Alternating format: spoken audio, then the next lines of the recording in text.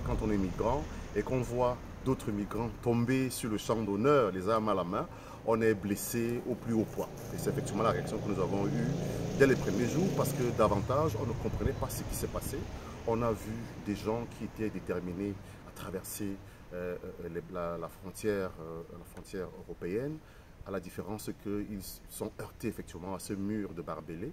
Et la résultante a été qu'on a compté 27 personnes sur le carreau. Tout de suite, on a vu des hommes, on a entendu qu'il y a également eu des soldats, je veux dire des policiers marocains qui sont morts. On a appris également qu'il y a eu 27 migrants qui sont morts. On a déjà tout de suite envie de dire, de tirer le chapeau devant effectivement cette peine qui va frapper, parce que toutes les vies se valent. Hein.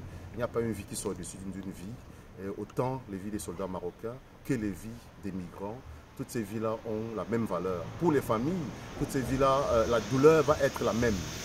Mais seulement sur ce qui entoure cette question, on va jeter un œil sur les politiques effectivement qui aujourd'hui sont mises sur pied pour encadrer ces différents événements.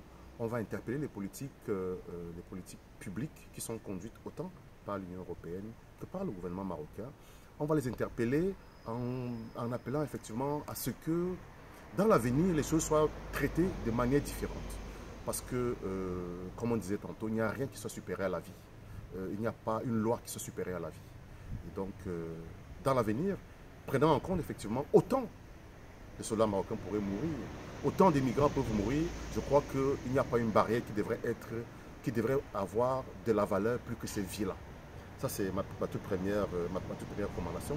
D'autre part, je vais dire que, et ça, je vais parler à froid, je vais dire que si jamais dans l'avenir, on veut qu'un certain nombre de choses soient vues de manière différente, on doit penser à ce qui a marché.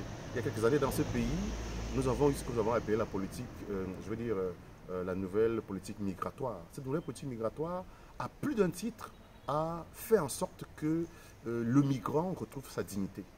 Et ceci s'est fait grâce au fait que Sa Majesté a accordé aux migrants d'avoir la carte de séjour.